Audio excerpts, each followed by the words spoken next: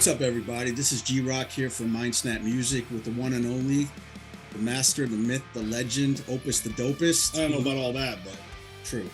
But as you guys all know, Opus is the founder and CEO of Mindsnap Music, and I am the Vice President of Operations, Gary Sandler.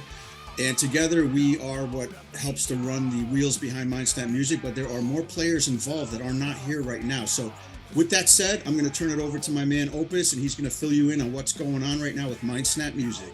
what's happening? And thank you, G-Rock. Appreciate that. So G-Rock's been working with me since the 90s, way back with my older band, Gargantua Soul. And he started, off basically running a lot of the street team work and doing a lot of the graphics and a lot of the flyers and before social media. And he basically just carried over when I started Dead by Wednesday, my current band.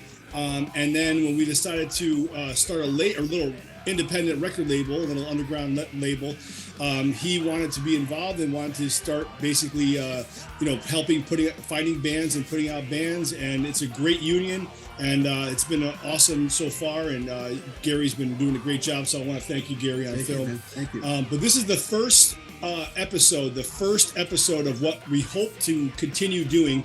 It's going to be a Mindsnap Music podcast, and we're going to be talking about all the current releases, some of the past releases, what's coming up show-wise, locally, and nationally, tours, and just whatever we want to talk about. We're going to have special guests coming on, so on and so forth. But we're going to give a little insight of what we do and how we do it. So basically, Mindsnap Music is a record label that was that started because of the fact that I wanted to basically take all the old Dead by Wednesday releases that were released through separate different labels. So the first album, Democracy is Dead, came out on Jamie Josta of Hatebreed's record label Stillborn Records. Thanks to Jay Reason and Jamie and a bunch of other players in that regard. The second album was The Killing Project that came out on Eclipse Records, Chris Poland's label. The third album, The Last Parade. And that came out on my cousin Chesky Ramos, who started Dead by Wednesday with me, his independent label called Fake 4 Incorporated. The fourth album was an EP, The Death of the Rock Star, and that came out on Mike Z of Air One Productions indie label, with Jay Reason again, full circle. Mm-hmm. And then we had another album that came out, the last two albums came out, not this current one, but the last two albums, the Darkest of Angels, the guest vocalist album, and the self-titled album came out on David Ellefson of Megadeth, formerly of Megadeth's, now Dieth, and what's the name of the thrash, Kings of Thrash. Yeah. His older label, E.S.P label group, and those came out through those guys, E.S.P. And now the current, basically, so we want to take all the old titles and re-release them and gain back our rights. So I hit up all these different labels and gain back the rights. And I was like, okay, Larry, who is very instrumental to this Mindsnap Music. Larry, how do you say his last name? I think it's Touring. Touring? I say Touring, whatever. But it's Larry, he is the distribution for this label, and it's called Von Artist Limited, LTD, and they work through The Orchard, which is huge distribution. It's like basically Justin Bieber distribution. It's the same as the big guys. So he hit me. He was a Gargantua Soul fan. He hit me up out of the blue through a mutual friend, my friend Brandon, and he basically said, listen, if you want to put out some of your old titles, let me know, and I'll be happy to help you. And that's where the relationship began.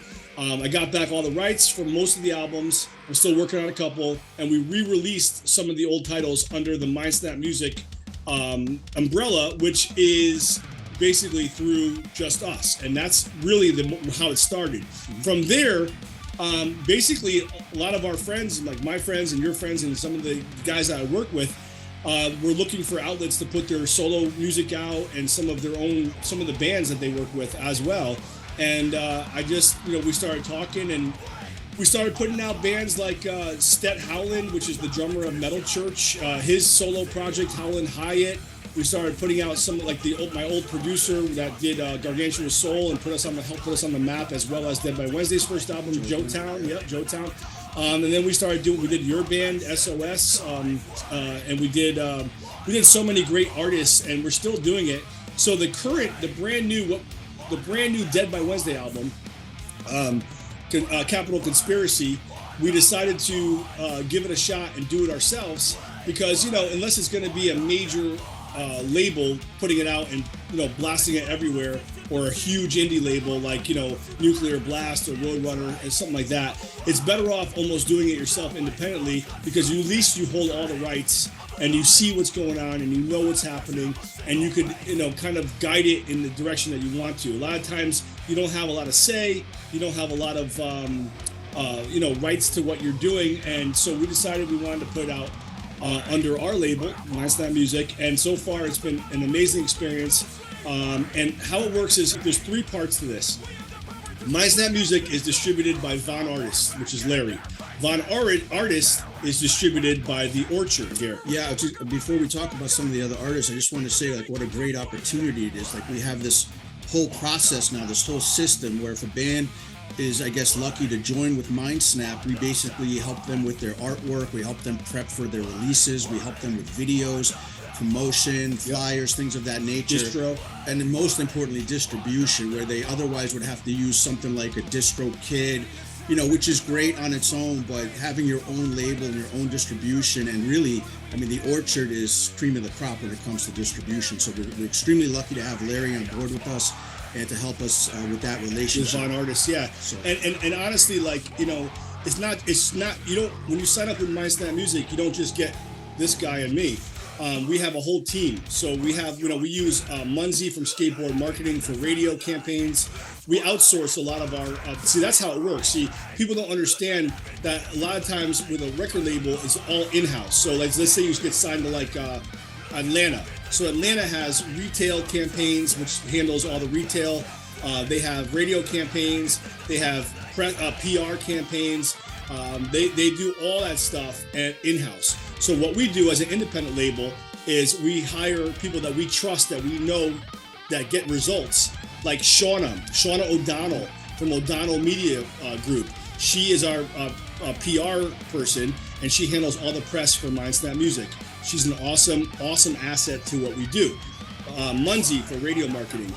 We even have Spotify campaigns that we actually have someone do who's awesome, and they used to work for McGathey, which is a huge radio campaign. So we have all different things in place like that. Larry for distro, and that's not just streamable stuff. That's not just online digital.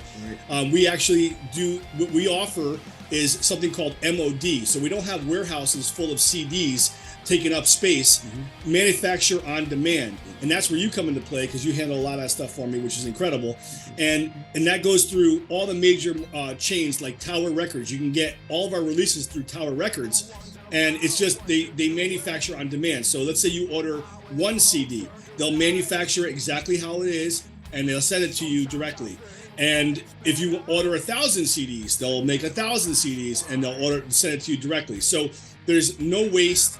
And there's no, buildup of stuff in anyone's house or warehouse or closets. And very efficient. Yes, so that's what we offer. We offer all that stuff.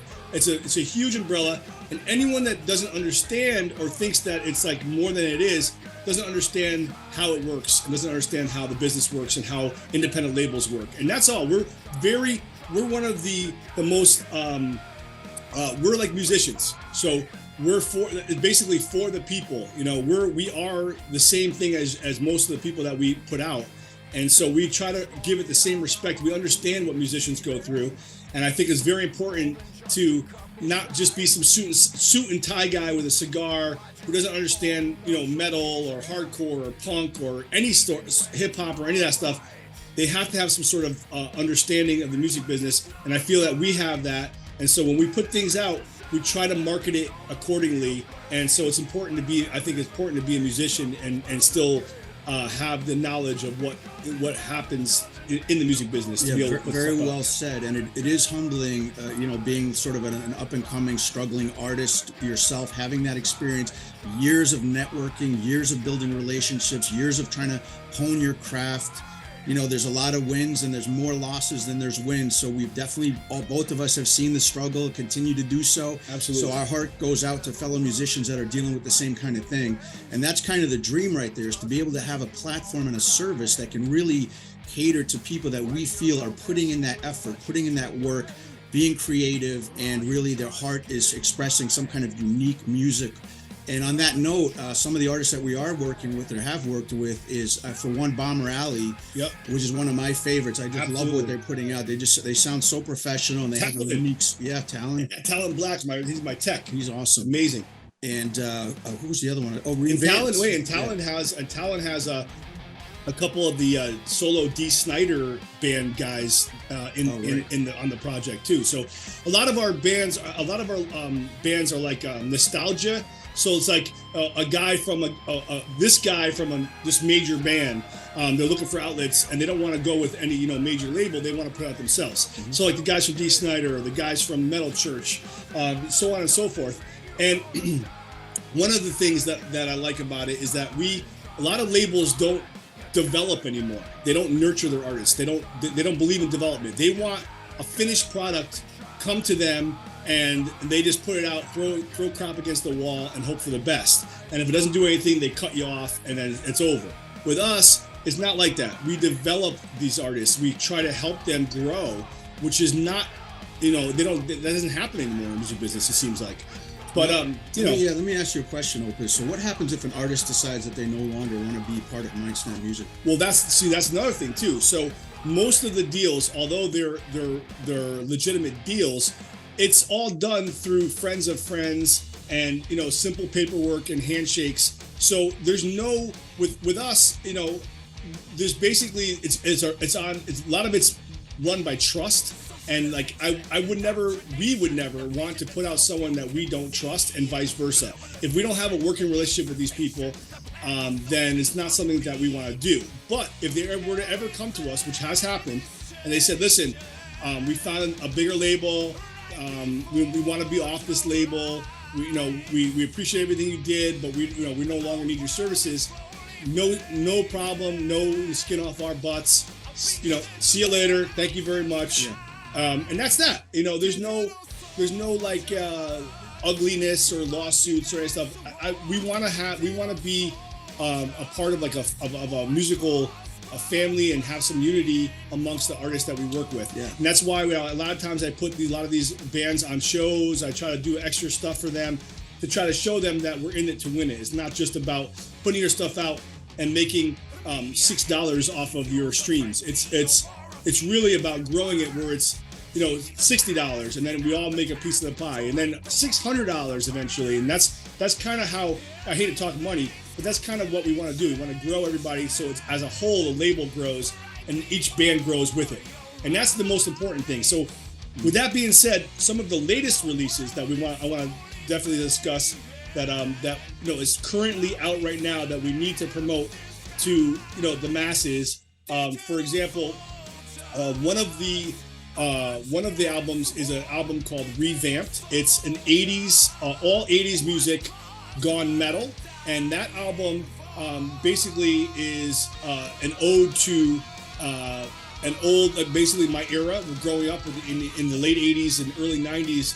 I just loved all that old material, like Missing Persons, all this basically this 80s material, and we took it and we basically revamped it, and that's why the name Revamped.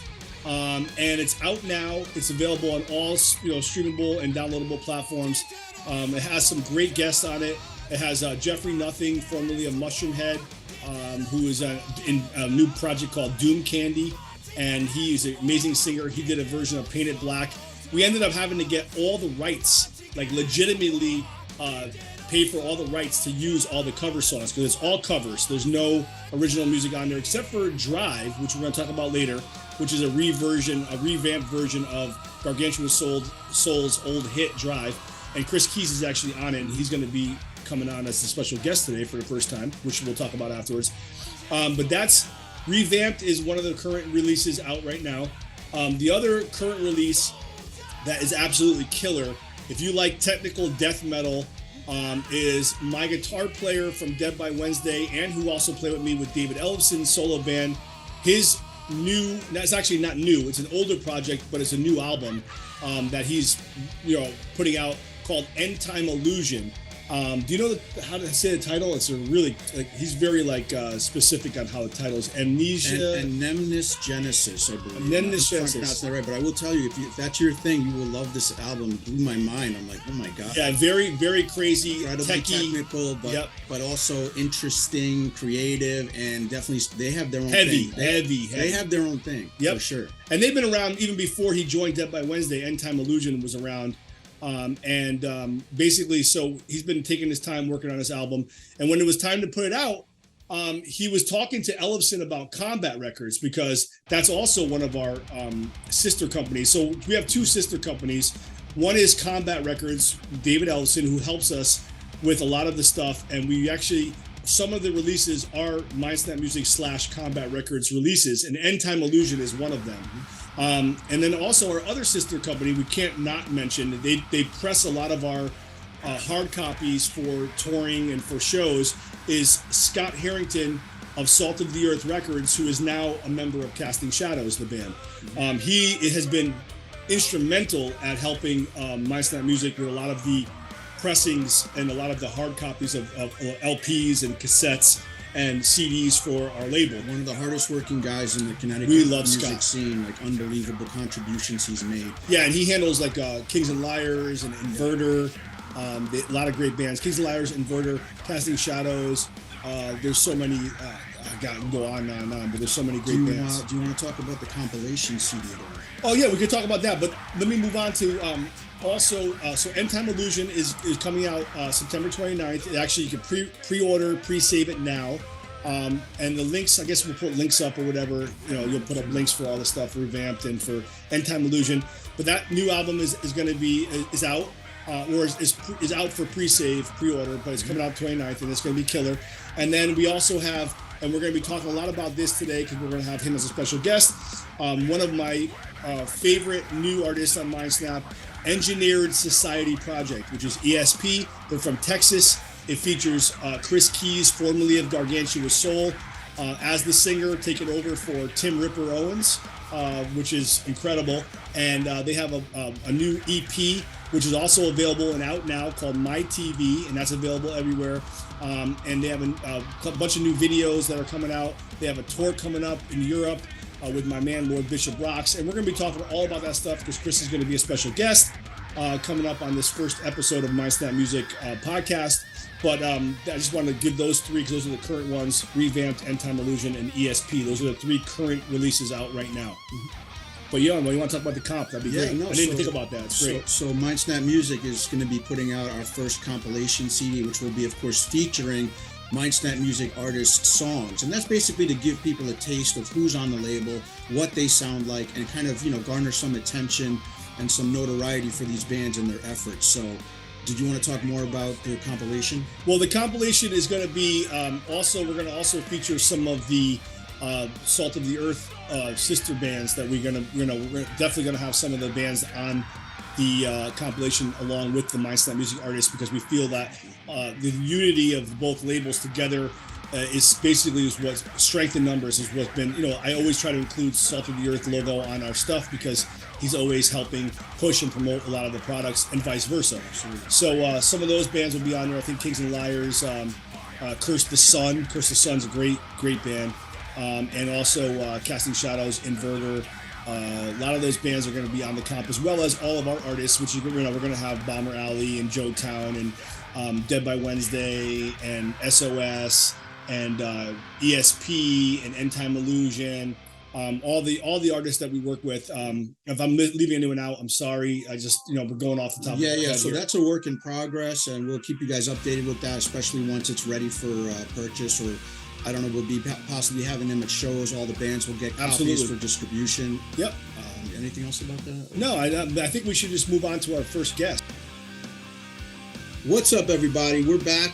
We're Gary and Opus from Mindsnap Music. It's our first podcast. It's our first episode of the Mindsnap Music Podcast official. And I want to give a quick shout out to our sponsor, one of our sponsors, Trinity Cymbals, trinitycymbals.com. Get your cymbals now. Use the code OPUS30 for a 30% discount on your cymbals now. That's awesome. Do you get a discount? Man, come on. I'm gonna talk my business. I'm gonna talk my business. I had too much coffee here. Yeah, you did. Ooh, I love coffee. Who's your coffee sponsor? Ellison Coffee. Ah, Good stuff. Roast in peace. that's awesome. Yeah. Actually. Also, another sponsor too I have to mention is Vic Firth Drumsticks.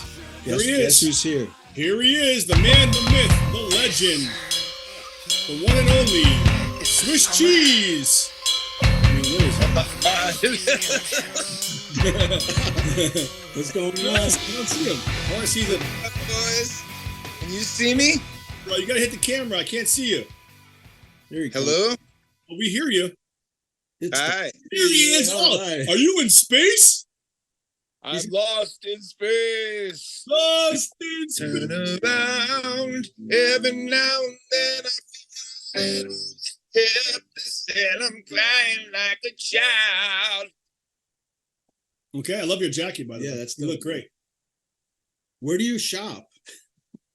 Oh, it's usually the mall or something like that. Wow. Yeah, you gotta speak louder.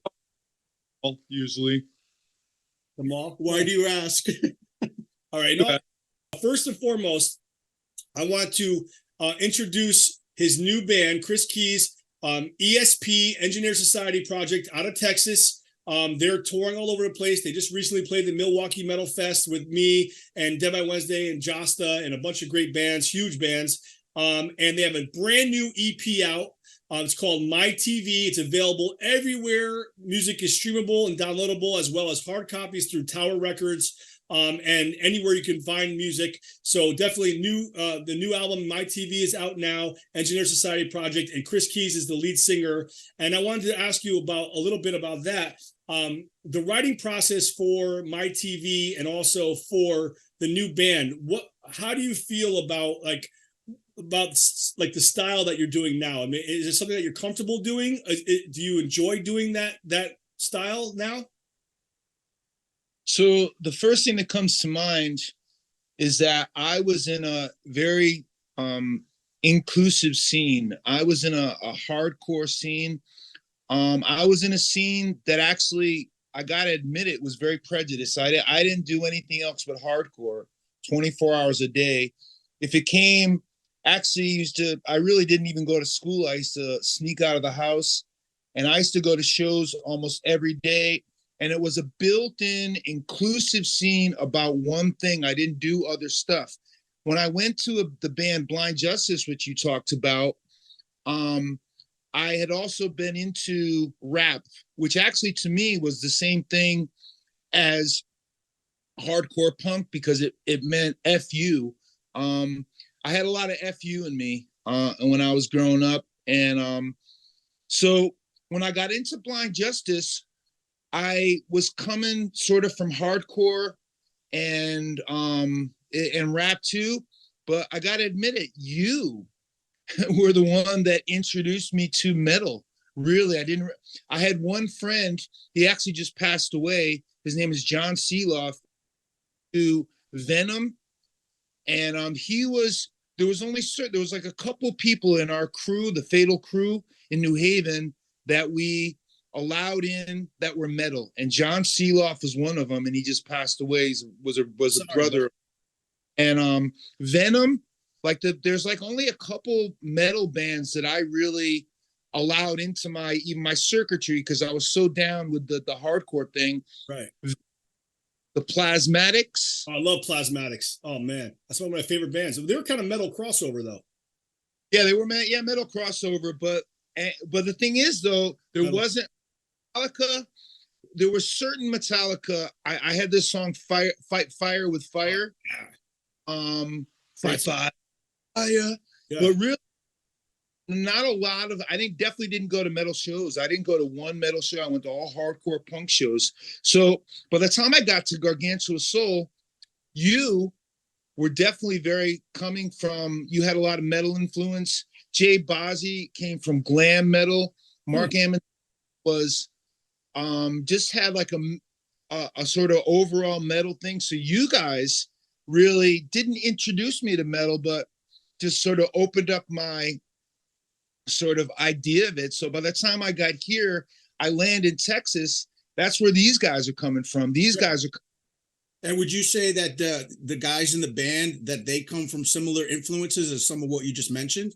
So kind of Player, the bass player is definitely coming from like he was friends with the Ronnie James Dio guys. Oh yeah. And basically is coming from that school. I can hear that. I can hear that. And he was very much into death metal and underground metal. In fact, don't you have Vinny a piece, right, from one of the Dio drummers on one of the songs? Wow. He's on 6 or 7 songs. Oh wow. Yeah, he's a great drummer. That's awesome. Actually, that makes me think of a question, Kris. Getting back to the current Engineered Society project circumstances, obviously your past, whether it was just your sort of emotional past, your youth, your upbringing, your musical influences and musicians you were exposed to, must have had a lot to do with how you got into the band. I mean, you're filling some big shoes on the microphone. So can you talk a little bit about that? Was it difficult getting in there? Was there a lot of competition? Did they feel it? Like, how did that work out? It's definitely like that. I mean, Tim Ripper Owens is part of the family. Like Tim Ripper Owens is part of the Engineered Society Project family. It's like this band is definitely family orientated. And we actually opened up for Tim Ripper Owens. See, the thing is, they talked. I heard about it, but then I met him, and then we opened up for him. And I'm like, oh yeah, these guys like have I mean, it's like Opus. We have a connection. We were in a band together. They have a connection. The people that have been in their bands. So you're right, man. When I walked in there, I was like definitely intimidated, stepping into a big guns. They were expecting something. They were expecting something good. So tell us how did that even happen? Could you give us a little history on how that happened? I don't even know how you guys hooked up. Basically, my band went haywire I was in a band called Jiva Sakti in Portland, Oregon, and really good and just hey man, I mean, a band is very hard to keep together. A band is red tape. I know. Yeah. And it just went haywire. And I saw that, and I just started talking to them, and we just basically had a connection. We basically had a connection, man. And that's the thing. And also you look for the magic. And as soon as I walked in the room to audition, you could feel the vibe. I love the name. I love the concept. I love the style. I like the fact that it's very cohesive and it's very easy to understand. Like, I know it's going to go amazing overseas because I know that you guys are that style they're going to love. I know that you have different influences, but the first time I heard your voice, and I'm a huge, obviously, I'm a huge Black Sabbath fan.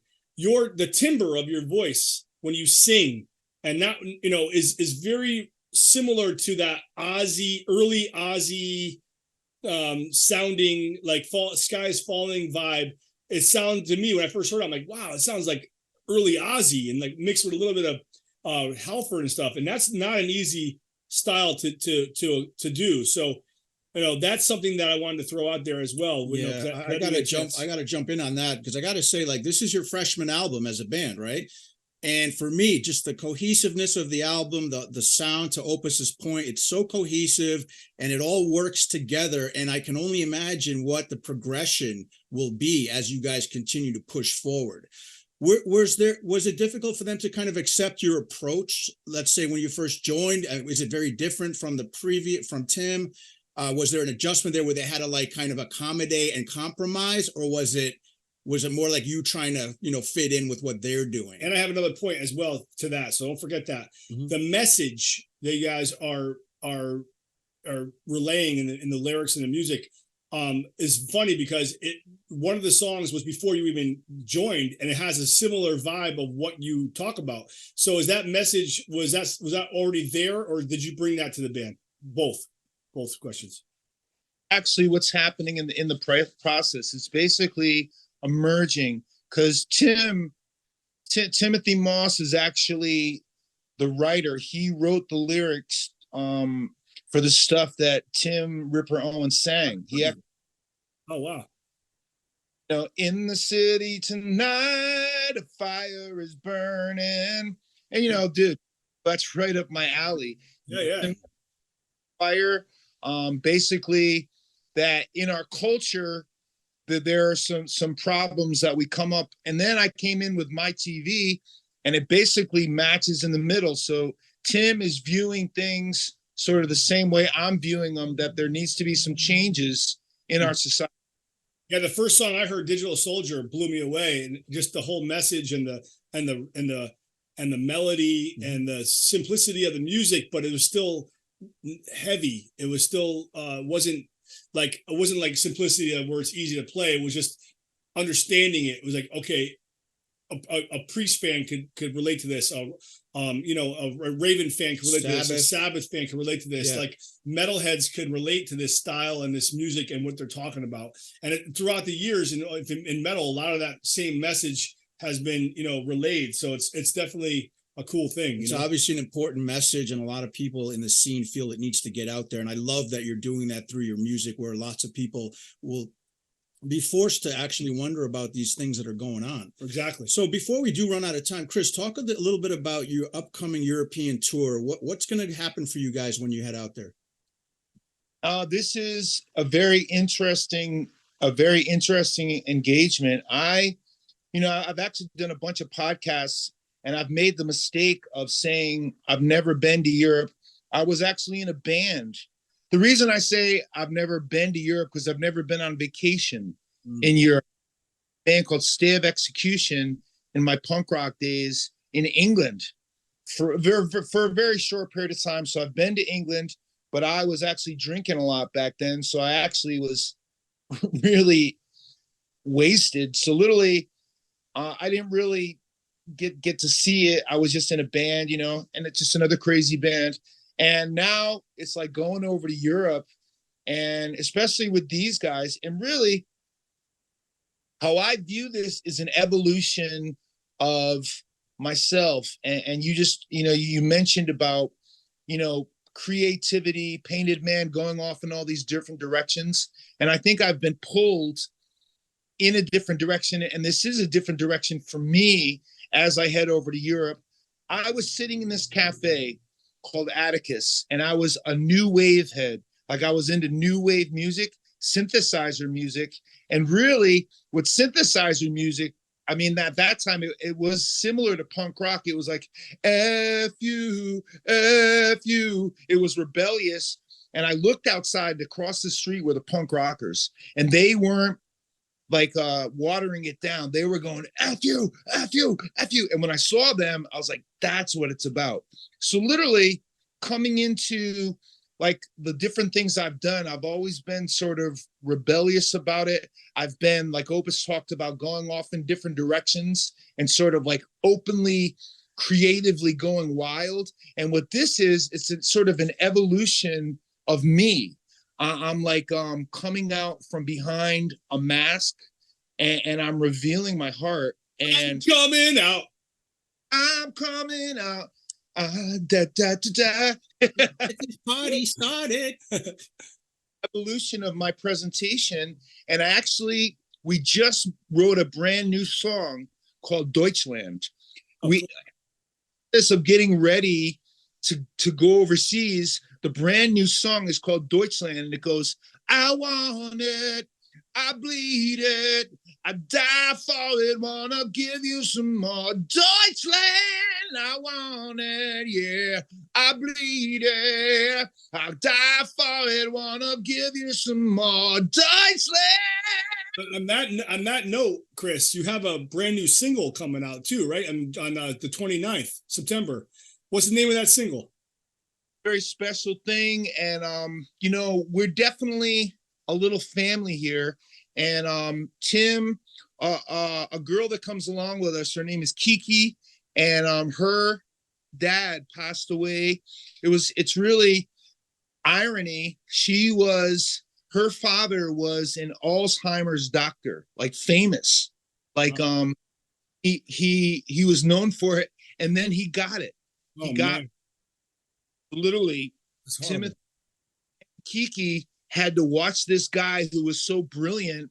He was a brilliant doctor, and he got the thing that he was helping people for. So it's a song away, and it's about a man who's been helping other people who are like losing their memory and losing their ability to talk and speak, and now he has it.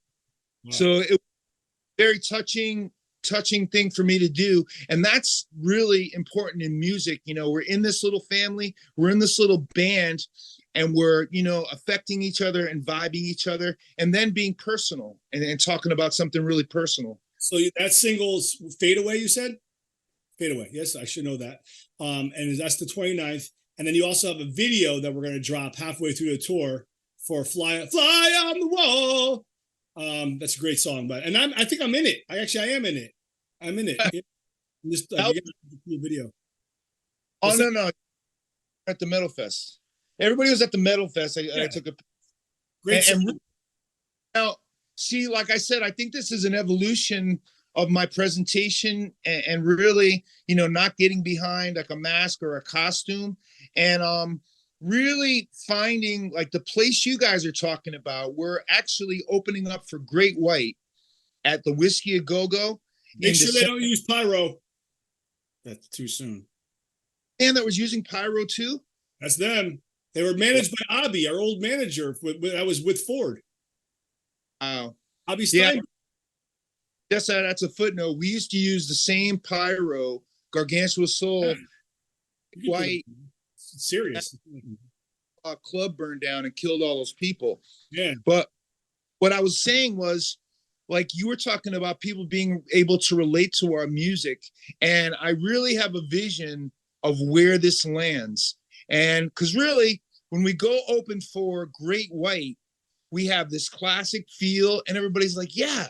And then we go to places like the Metal Fest, and people, we played the Milwaukee Metal Fest, and people were coming up to me saying they were really expressing that it really fit in, but it was very different than what's going on, death metal, which is very predominant scene right now. And people were relating to it and going, this really has a place here. And it was so, so I think we're somewhere between something like Great White and something really heavy. New and old. It's a mixture. That's what I love about it. And I think the European tour is going to be great for you. You guys are going out with our buddy, our old school buddy, my friend, and all of our friends who helped put the whole tour together. Lord Bishop with his band, Lord Bishop Rocks. They've been touring Europe for many, many years, doing the grind. Lord Bishop has a huge following out there. He's an amazing performer. He's kind of like a new age Jimi Hendrix, and he's just really, you're going to see that his fan base is very faithful. Opening for him or him opening for you, regardless how it goes down, is one of the best things you guys could do. Stylistically, it'll work. He's going to take care of you. Lord Bishop is the man. And he always puts together some great tours for me over in Europe. And you guys are going to have a really, really great, successful tour. Yeah. And I'm excited. Make sure you get a ton of footage and go live as much as you can. And we want to be able to promote you guys over in Europe. And every step of the way, we want to see how the whole thing is coming together for you guys out there. And now, Kris, not to put you on the spot, but do you have a favorite track on My TV? I know your favorite track. Personally, your favorite track's Fly on the Wall, right? I like a few actually. I think the vibration. That's the whole thing. Like you're sitting next to a guy that I vibrate with. Basically, I go by. I'm a transcendentalist. I'm a mystic, and I study energy. And really, definitely being in a band is like a vibration. Like the vibration of these guys is really, I look for the magic. And that's another reason I'm here is because actually there was a whole bunch of, I got lucky with this, but actually there was like literally 15 bands that were talking to me about doing some stuff. And I live, I breathe, I eat rock and roll. And I've lived in Nashville, Tennessee. I had a band in India. I had a band in India called Warriors of Light Forever, Wolf. And literally, so I live for the vibration of being in a room with people that vibrate with me. And these guys vibrate with me, and the vibration live when we do my TV. And also, it's a double-ended sword. It's like the vibration of doing it, my TV, like feeling that vibration in myself, but also feeling what I'm talking about. When I don't even have a TV right now, but when I have a TV and I see a little girl in a pink dress and she's skipping across a field and it's going, ah, and it goes, ribipsitol. And it doesn't even tell you what it does. And this little girl, and then it says, it may cause diarrhea. It may cause this. It may cause that. There's this big scam going on, and it's in the mafia. It's called pump and dump. Basically, they set up a business, they get as much money as they can, and then they disappear. And that's what's happening in our society right now. Human value missing from our society. Basically, people will make money off each other, even if it makes you sick. So literally, when you see something like that, I want to put that vibration out there that everybody needs to be aware of this, that at the same time when they're watching something, they're also being sold something, and when you on your TV, you have to know at all times, you can't believe what you see on a TV set. And all the same time, their job is to sell you something. What is it? Murder. Liberty, liberty. I remember that fucking stupid song, and literally, I don't want to remember that song. I want to sit and watch my Scarface. I want to sit and watch some movie. I don't want to remember some car sales. I don't want to remember ribipsitol, which I don't even know what does for you. So we're being sold. We're being it's like a mental onslaught that we have no say in whether or not we have to contend with it or not. And on that note, one more thing. Yeah. So Kris, I'm glad that you kind of brought up, like, you study energy, and obviously, like, I would be remiss if I did not mention what an impact you have had on my whole life. And not to get too sentimental or ridiculous sounding, but I mean, it really did change my life because, to be honest, and I know this is going to hurt Opus a little bit, but you were really what drew me into Gargantua Soul back when I was, a youngster. It doesn't hurt me. And it was obviously Opus did too. But just your style, your passion, and then your message really, like, I just totally connected 100%, and it really altered my course and my purpose in my life, and it really kind of helped me out in a lot of ways. Like, even just being part of Mindsnap Music now, being a partner with Opus, never would have happened if I wasn't sort of brought into the scene because of my passion for Gargantua Soul. I'm so happy to see that you're still doing it, and I hope that you're just continuing with who you are and how you do things. I know there's no limit to the creativity that comes out of that dome. So I'm looking forward to seeing what comes forth in the future. We definitely both want to wish you the best of luck on your tour. And I have to just say one other thing. It's amazing to me, back in the G Soul days, you kind of dubbed the Prophet of the Fire. You had that whole prophetic kind of vibe to you. I don't know if, like, where you're at with that concept at this point in your career, but it's uncanny to me how now you're in a band that's called, the acronym is E.S.P, which is kind of similar than the idea of being, like a clairvoyant or prophetic. And it's just amazing to me how there's so many synchronicities between you, Opus, myself. I'm in a band now called SOS. G Soul had it. My favorite song was SOS. DBW has a song. DBW has a song called SOS. Another synchronicity is I actually recently purchased a bass guitar from producer Nikki Belmore of Dexter's Laboratory that was used on the Ripper's newest album. So it's just like these little things that we've always been tied together. And, I just think it's something that there's something more to it. It's not coincidence. Yeah, it's just too many things. I could write a list. I think there was a saying that we said for life, and it's like not a new saying. I've actually seen other people say it, but really, there was a real tragedy that happened in my band, which had a group called the AGC Posse. And revolutionary experience in my life. I had a big change from being a criminal, from being, just sort of headed down a path where I was going to die very early. And I got taken on this different path. And by that, Gargantua Soul is a massive, massive boom that happened in my life. And really, I think some of the things that happened and are continue to happen are beyond us. I think that everything is energy. I think that all human beings are energy, and energy gravitates towards the same energy. And we actually just we did a cover, Opus and I, of one of our best songs and one of our most meaningful songs, which was called Drive, which was really the foundation of what we were talking about. You know, the foundation, I believe, of Gargantua Soul was uplifting people's energy to head towards this place.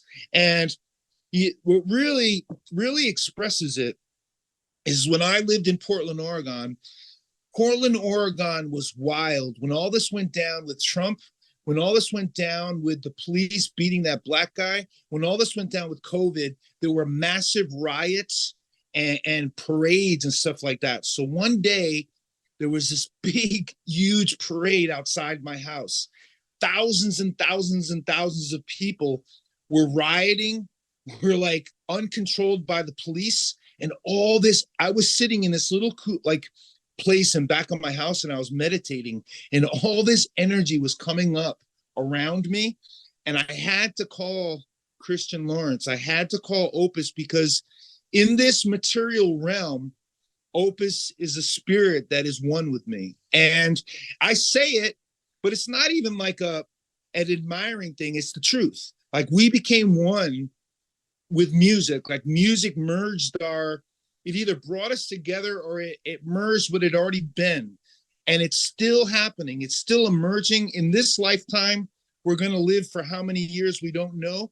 But actually, when we just did the cover of Drive, you can see that it's still true. You can see that he's a drummer, but he's also a singer too. But really, he's predominantly a drummer, and I'm a singer. And those two things are one. And that Gargantua Soul vibration is still there with us. You always say that on the earth, and you're the sky. Yeah. You know, well, and I vaguely remember when I first met you, but I'm a very space. I'm very much, a lot of my stuff, I meditate a lot. I do a lot of internal martial arts. And you can tell by the background you have. I was involved with you. It was, you were grounding, very, very, very grounding. And that brings me to E.S.P. Like, basically, the drummer for E.S.P is the same exact thing. He's a meditator. He's, he just did the Art of Living, which meditation technique that I do. And he's very grounding to me. We have a lot of, his nickname is Shaka, but and he's very grounding to my sort of wild, sort of, always creating, always sort of airy. And that's where, like, you talk about the new project, it's basically, sometimes like I'm in a band that helps me ground, like helps me stay connected. And ironically, when you brought that to me at first, I was like, yeah, this guy's nuts. Now it's funny. I don't do anything. All I do is yoga and martial arts, and I stopped drinking over 5 years ago. So it's funny how, even years later, it affected me whether I knew it or not. At the time, I wasn't ready, but then you understand later on. But mention Drive. Really, we got 1 minute, guys. So yeah, I just want to let you know, if we want to continue, we'd have to start a new call. Yeah, but we can probably do that. But to get back to the remake of Drive. So the remake of Drive is currently on a brand new album called Revamped, Volume 1, Revamped Volume 1. It's available on Mindsnap Music through any streamable and downloadable platforms. Kris Keys is on it. And it's basically just the same song, just revamped and with better production. It's like Drive 2.0. Yeah, a little heavier. And you can get it anywhere. And there's a video coming out soon for that song as well, which is going to be awesome. We want to talk a little bit about that really quickly, who's doing it and how it's getting done. Yeah. Do your groove. So we were just catching up with Mr. Kris Keys of Engineered Society Project. We know that they're about to gear up to go out to Europe. Yep. And we know that, Kris, you're going to remember the trip this time, right? Document it. They have a new EP out, My TV. They have a new single coming out. Fade Away. They have a new video coming out halfway through a tour. All kinds of great stuff, including the European tour happening. Kris, do you think you guys will be doing a lot of like live video feeds and things like that from Europe, or do you guys have a plan for how to kind of keep fans like notified what's going on? I think we're going to do something similar that Dead by Wednesday did when they were over there. They had Lord Bishop's film crew do like a little documentary style thing. I think we're that's gonna be dope. How many shows are we talking about? We're talking, I believe, right now 12 with 13. I think we might have a 13th one. Cool. Yeah, and they're doing like Germany, Czech Republic, a lot of different places. I think Poland. Poland's one of my favorite places to play. They love music, and they're the so metal capital of the world. Oh, they're so into it, and the place is beautiful. The people are beautiful. Everything, you can get like a 5-course meal for like $10. It's amazing. Yeah. So the big thing. How long did you go for, Opus? Oh God, last one was with the Cro-Mags. I was there for too long. It was like 3 weeks or more. It was like almost a month. It was crazy, man. It was. You like, well, what did you pack? I was just going to ask you that. I mean, as a drummer, it's different because I sweat so much.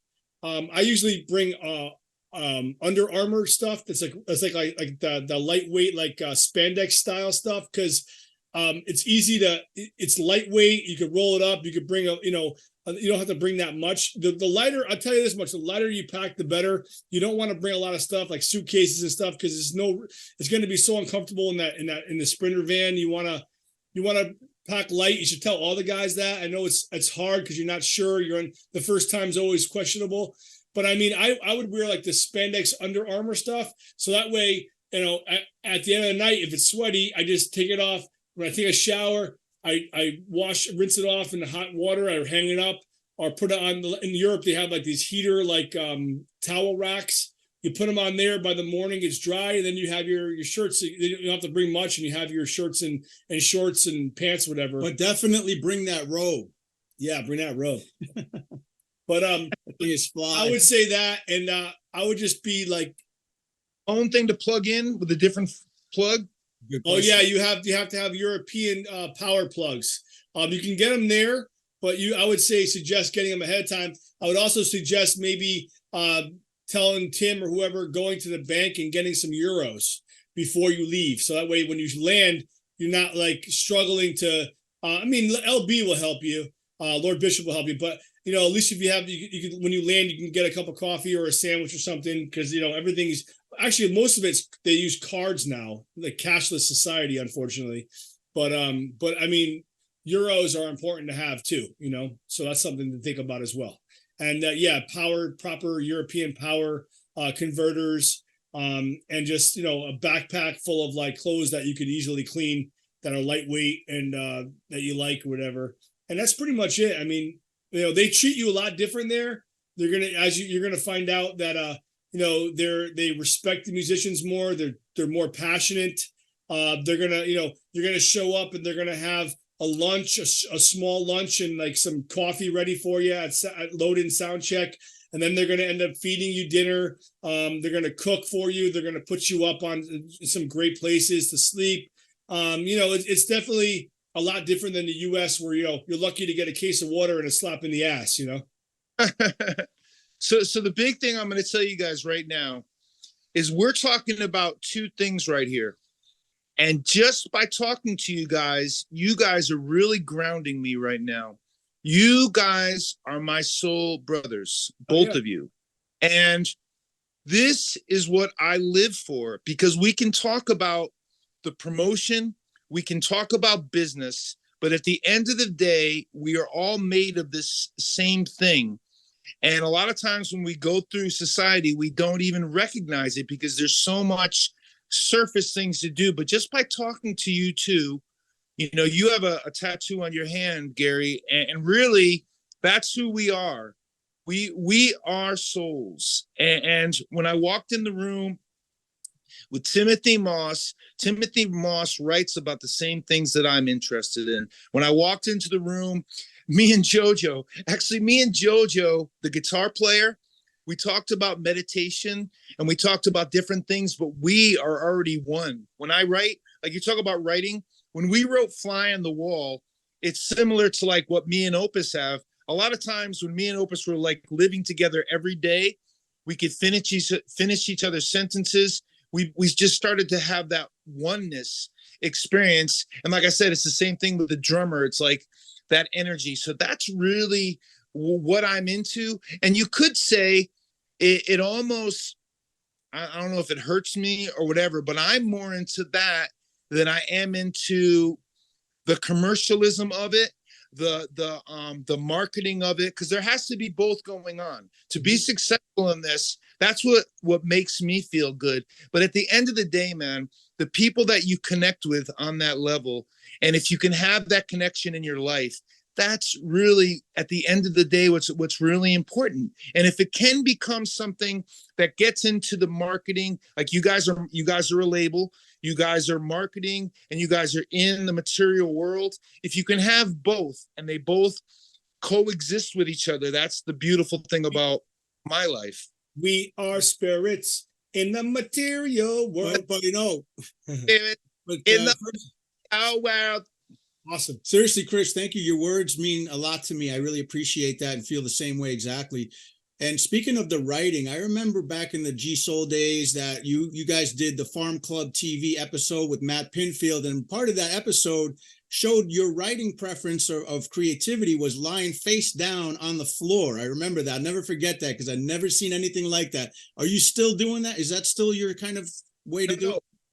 So this is a real important thing too, is that we are spirits in the material world. And I think until you become completely enlightened, we're with each other to keep on sort of tapping each other on the shoulder saying, remember, because Opus talked about me coming up to him at a time in his life when he was like, I don't know. And now he's into yoga. Now he's into this. Now he's into that.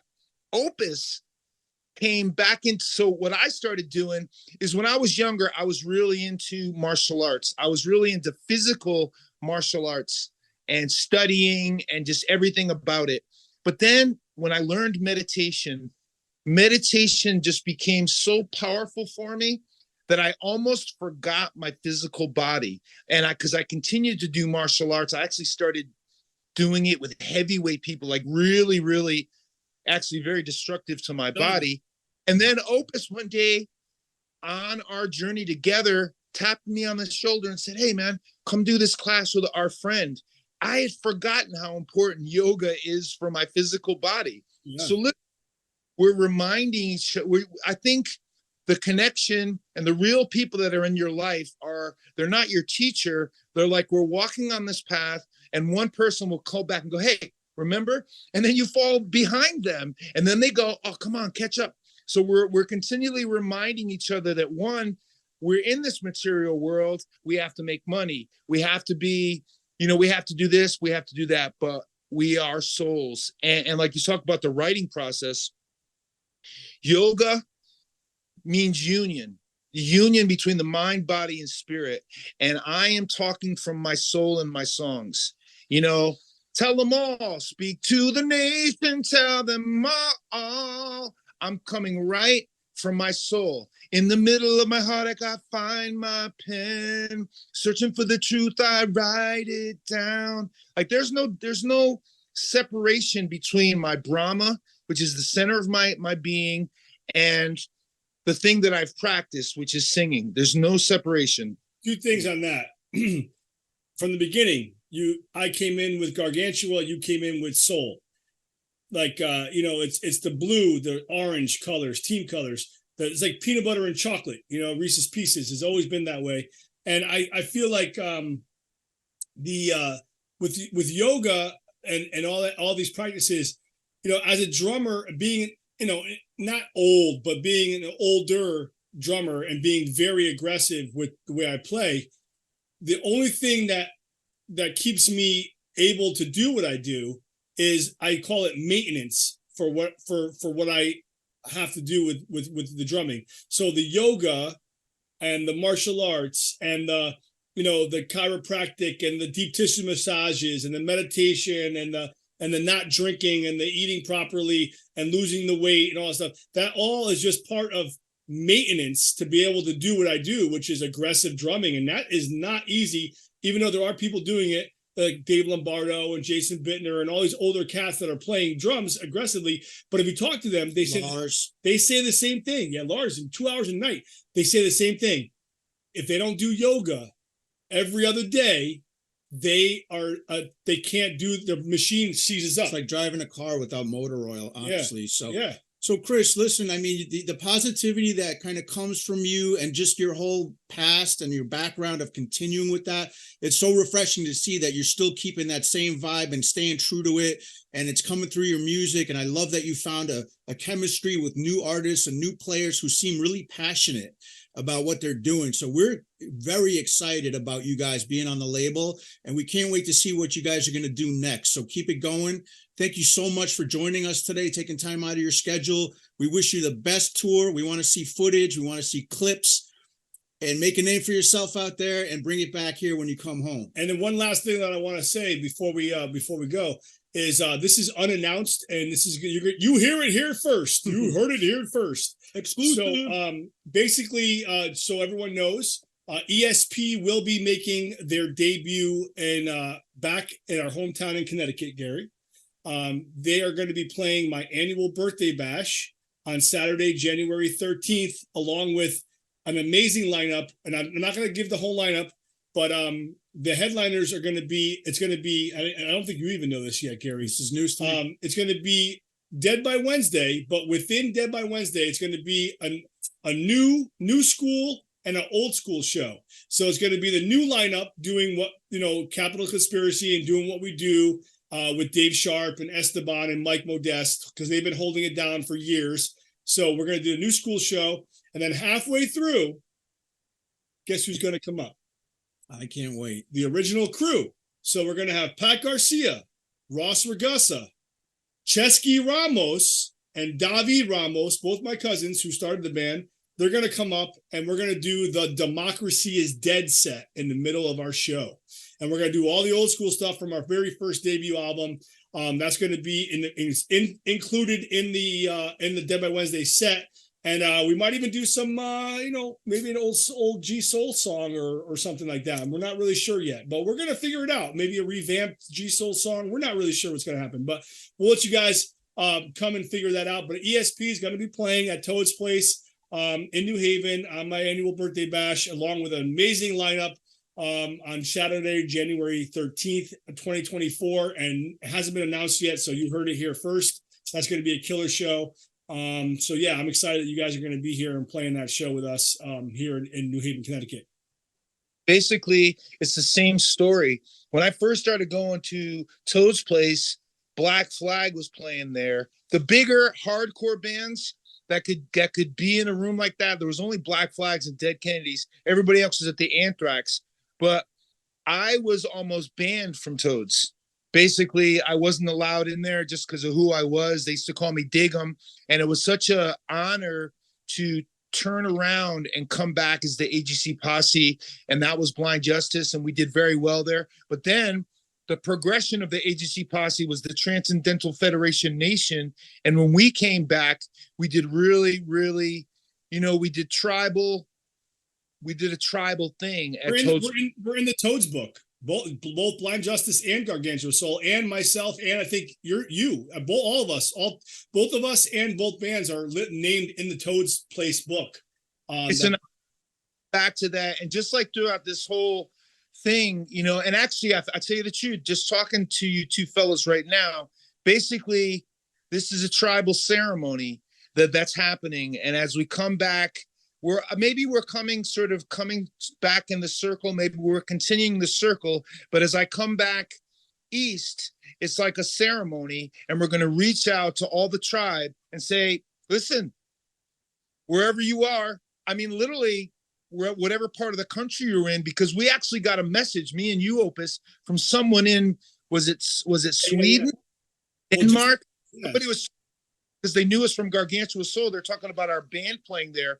So the tribe may be scattered, but right now it is September, and we're just announcing this. So we're putting a call out to the tribe that the ceremony is announced. And this is on both levels. It's business. We're Mindsnap Music / Combat Records, Engineered Society Project, but we've never changed. Nothing has changed here with me. This is still about the tribe of mankind. This is still about rising that energy up. This is still about driving in a time of chaos, the destruction of the human spirit. Once again, there needs to be people who stand up and go, G fucking soul. And it's something that's beyond just the words. It's something that's beyond the surface. It's something that's in you, that's in me, and we have to acknowledge it in a time when people are killing each other, in a time when kids are walking into school and just mindlessly, killing other human beings. We have to acknowledge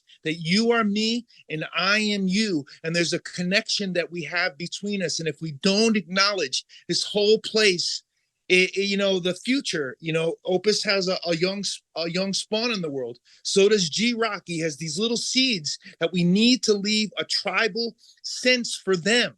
It's really not even about us anymore. It's about planting the seeds of unity, of togetherness, of love, of G soul. And that, when I said that, Gary, you're talking about like back in the day, when I said it, it hasn't changed. Nothing has changed. What has changed is the urgency. As you look at our government and these people that are selling us this stuff and this disunity, we have to come together in our tribe, the tribe of all mankind, and state, no, we're not going for it, man.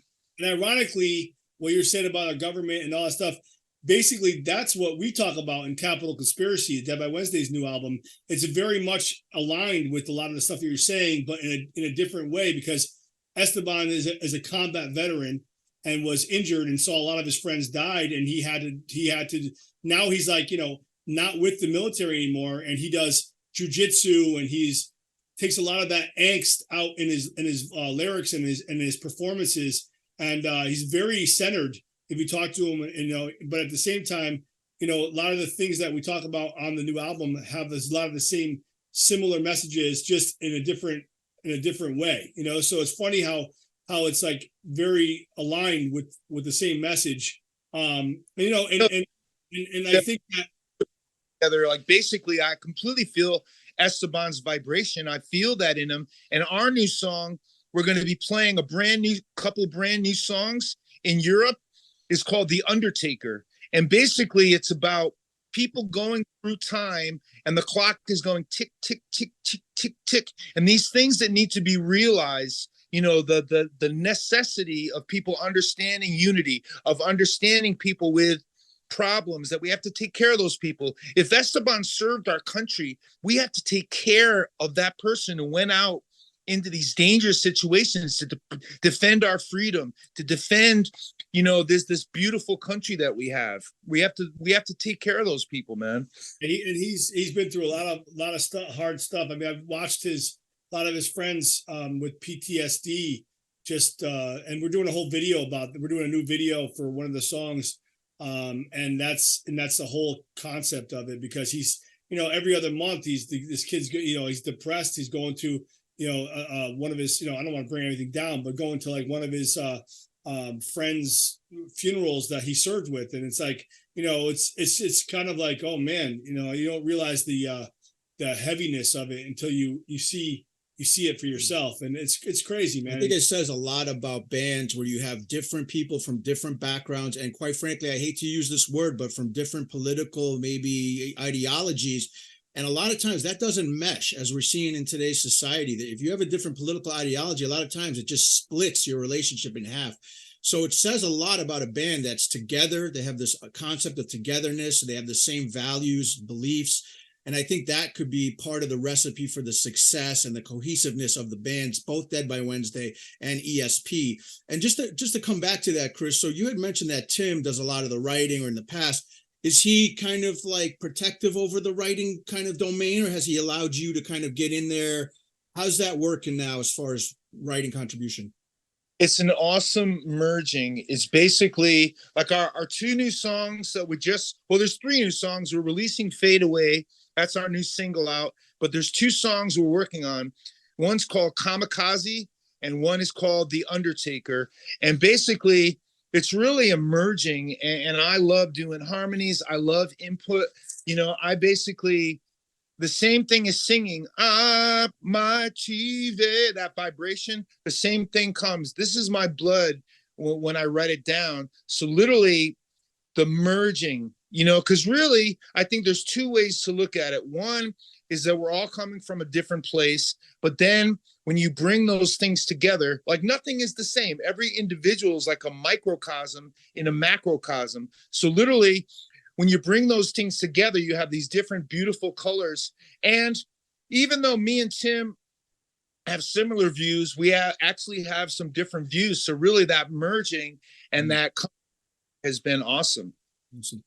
And I don't want to put you on the spot, but I don't know if Tim was behind Digital Soldiers or whatever, but that song particularly seems to kind of veer towards the artificial intelligence transition that's happening now. And I wanted to get your thoughts, Kris. How are you feeling about where we are right now with artificial intelligence in the world? Terminator. Well, first thing that comes to me is that, you think of the Terminator. You think of, if you start to depend on this other thing, it's almost like we were talking about dogs yesterday in another podcast. It's like you have a nice Doberman Pinscher, but on the wrong day, that thing can actually be a lethal killing machine. And that's the first thing you think about, AI. But then the next thing I think about is that the human being is such a beautiful thing. Think about, you're talking about your body and doing yoga, but really I meditate twice a day. And I do a technique called Sudarshan Kriya, which is a very high level breathing technique. And I slow down in my day and I just go, oh my goodness, look at this amazing machine I'm in. There's no machine that can be created that's more beautiful, that's more unique than your human body. This is almost an electronic thing run by water. And it's this thing that it's just the most amazing computer. And I don't think anything artificial will, the real beauty of a human body is you have the ability to transcend. Which is mysticism. And the only reason it's called, I'm a mystic myself. The only reason it's called mysticism is because society does not pay attention to it at all. So when you start to realize sort of the mysteries about yourself, it's just way different than watching a TV, being part of sort of just mundane existence. You start to investigate your existence. So I don't think artificial intelligence will ever replace the heart of man, the loving, compassion, amazing thing about being a human being. And, in the one lifetime, you got to just take a couple seconds to realize that you're in a miracle. Being a human being is like, holy cow. And I think about it when I think about Orion. Here I have this friend who I've been friends with. I was actually better friends with. I started out being friends with his older brother. We were running the streets like fucking crazy people. And then I meet his younger brother, Goober. And I meet Goober's younger brother. We end up being brothers. And then he creates something. He created, and I've been watching from the outside. I'm like a peeping Tom in grown up people's lives. I'm watching Orion.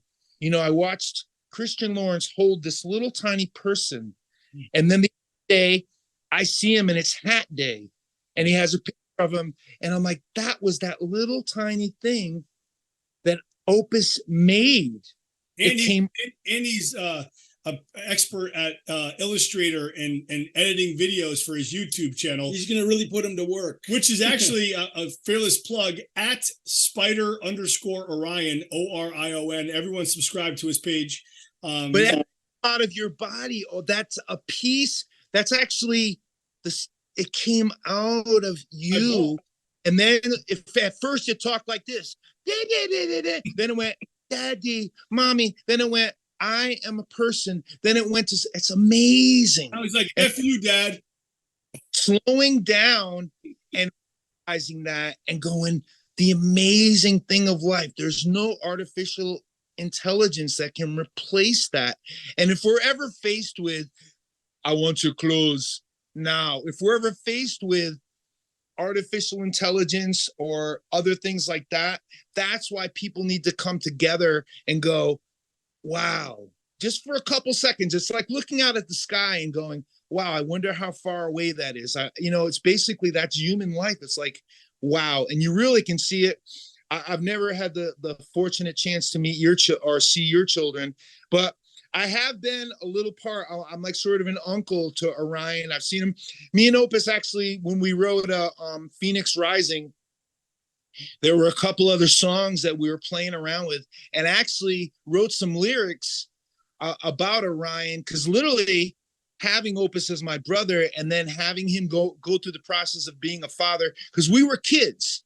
I mean, when you talk about touring, I mean, me and Opus used to sneak into hotel rooms with 7 guys sleeping in one bed, so basically we went through the process of, living together, writing together, fighting together, having like a brother type thing. And then he becomes a dad, he becomes a grown, so really, acknowledging those types of things. And really, I mean, I can just feel this by talking to you guys. I'm feeling really grounded, and really, I think it's really important, this show that we're doing in January. I think it's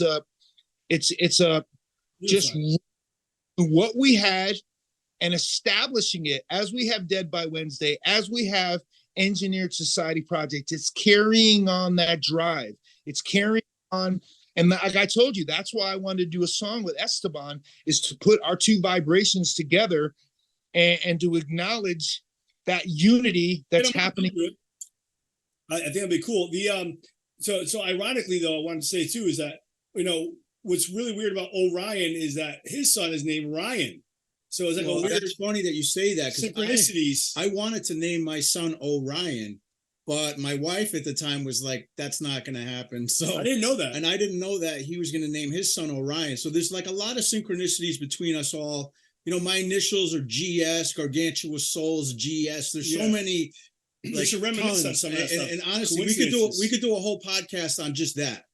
We talked about, at one point, doing a documentary on this thing. And I'm telling you, sooner or later, I think it's important, because I read Opus's, I didn't read Opus's whole book, but I read a lot of it.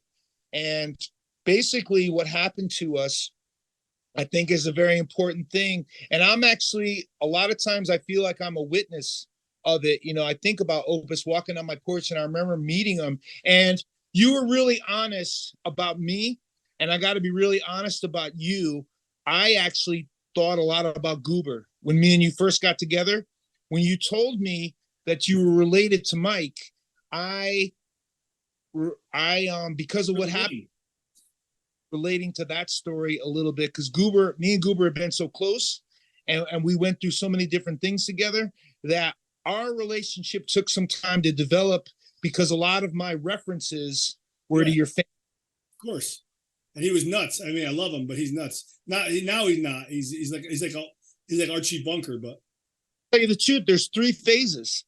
Back then, Goober was the life of the party. Goober was this really, really cool energy. And then, like I'm talking about kids walking into school and killing each other and all these bad influences, he was influenced by this gang.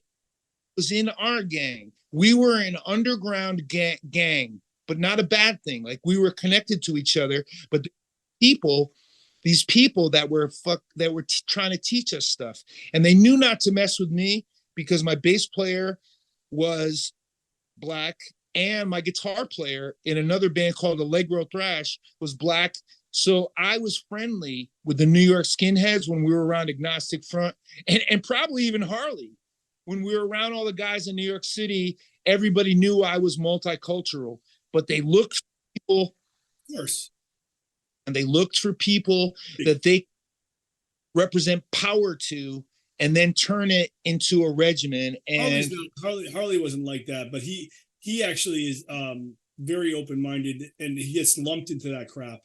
But back in the day, some of the he used to roadie for Agnostic Front and God knows whoever else. So yeah, I totally hear you, because I was there watching the transformation. But now he's doing great, and he has I have a nephew, Alexander, and also a niece, Nicolins, from him. So he's on the right track. He's doing great. But we should eventually do a podcast and reminisce on all the coincidences and all the weird intuition stuff that happened, like 9/11.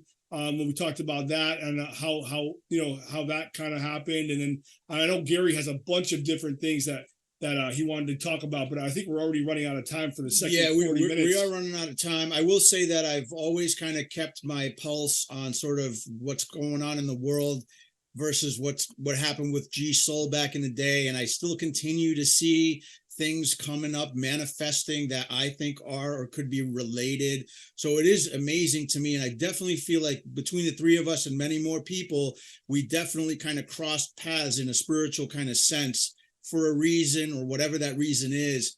And I definitely know that it's a good one. So no regrets here. Again, Kris, thank you so much for joining us today. We're so happy to have E.S.P on the Mindsnap Music record label.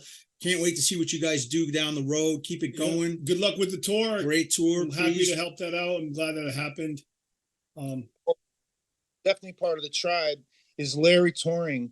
He's one of the people. He's one of the really beautiful things that came out of Portland, Oregon. Yeah. I think to Portland, Oregon, and to the point, I think a lot of this stuff is a little bit destiny, but I think a lot of my life has been meant to happen. And that's why I think Gargantua Soul is an important part of history.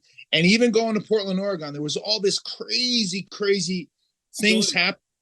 Out of Portland, Oregon came this beautiful guy that's definitely part of our tribe, that's definitely connected to it. And he pushes all of us, man. He really is.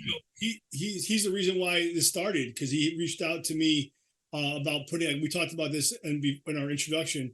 We talked about Larry, and he gave us the outlet to be able to distribute all of our music and start the label Mindsnap Music. I think that's a great note to end on. None of this would happen without Larry Touring. We really appreciate everything he's done for us, and really allowed us to kind of get this platform off the ground and bring wonderful artists like E.S.P onto the label. We're so excited, and it's really something on a personal level just to get to see these artists create and keep contributing back to society is fantastic. So Kris, please give our regards to the rest of the band. I'm sorry they couldn't be here today.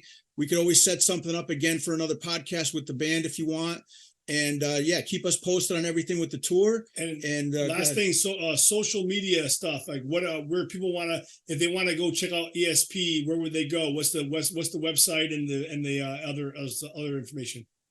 Facebook.com/Engineered Society Rocks, www.engineeredsocietyprojects.com, and on all social platforms via Mindsnap Music /Combat Records and Von Artist. The big thing, I think, just the feeling from this podcast I get is Dead by Wednesday, Soldiers of Solace, Engineered Society Project. You can hear even in the names that it's about something, and nothing has changed, man. Literally.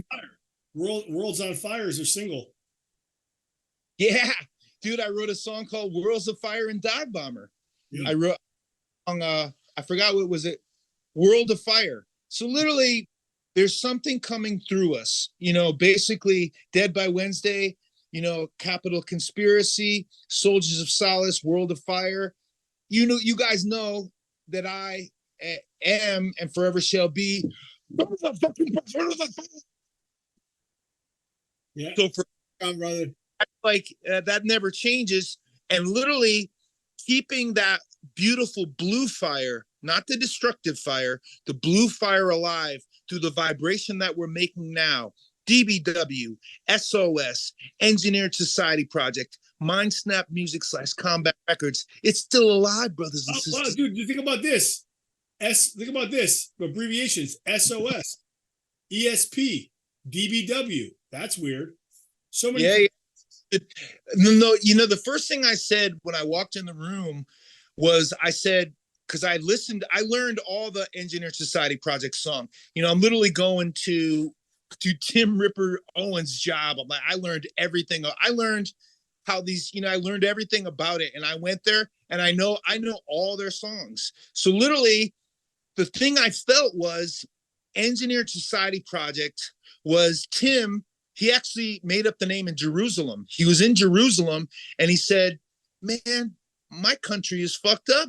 Like there's fucked up things about my country. And then he started writing stuff with Tim Ripper Owens.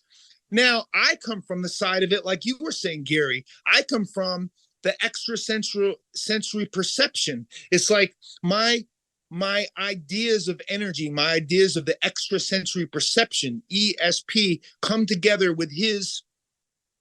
He now is seeing from this place that our country has some engineering, like we're being engineered. I'm coming from the intuitive sense of ESP, where we are, man. You better believe I'm sitting down and meditating, and I can, like you talk about G-Soul. G-Soul was formed from a meditation from me. Opus called me like at 3:00 in the morning. We were going to call it Soul Man. And Opus called me at 3:00 in the morning. And I think I had been meditating. And basically he said gargantua, the word gargantua. So really, I believe gargantua soul came from a meditation where I intuitively, ESP, with my extra senses, can perceive the problems. I'm with somebody who is seeing it from a different perspective. He's seeing it from people starving on the street. He's seeing it from the government process, the presidential process. He's seeing it from more just a different angle, but it's the same exact thing. Kris, my last question, sorry, bro. Did it ever like freak you out or scare you having like ESP and like having that kind of like clairvoyant gift that so few people have in this world, but that there really are people? I don't think he knows. Or did you even know? I don't think he knows yet. I think it just runs through him. It's been the process, I'm telling you, exactly right now, sitting with you guys have not brought back the Prophet of the Fire, but just by, I'm so connected because me and Opus spent so much time in the studio and just so much time together, just talking.